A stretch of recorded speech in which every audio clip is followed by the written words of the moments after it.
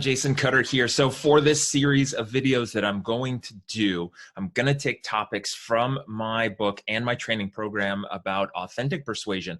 And I'm going to roll the dice. I've got a random selection generator website that I'm using. I put the list of topics in there. I'm going to hit the button. So let me go ahead and share my screen here. Let's see how well this works. Here we go. So we're going to generate and then we're going to go. So generated, the topic, being open and willing. All right, so what does that mean? Well, when we're talking about sales specifically, and keeping in mind everything in life is sales, is when you're being open and when you're willing to new things, it means that you will take feedback. You are eager and looking for feedback and any ways to improve. It means that you are willing to take criticism, which is on the constructive, negative side of what you're doing that's not working and you could be doing something different. You're open and looking for new opportunities.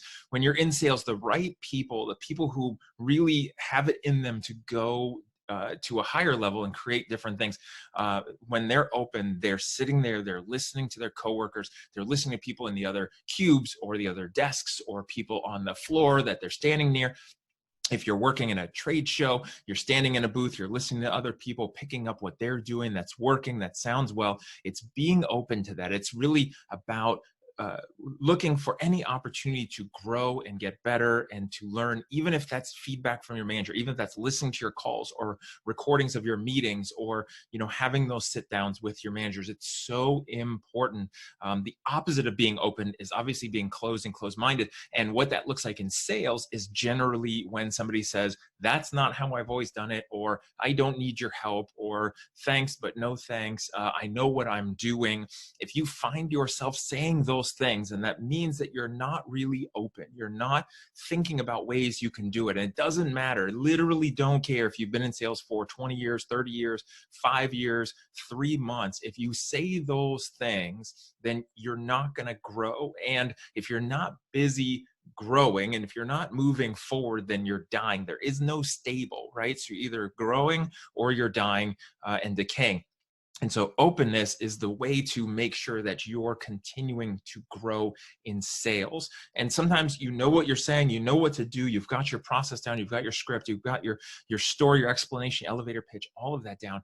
But maybe you want to be open to learning about human behaviors and other things that you can pick up from the outside world or other industries that are totally different from what you sell.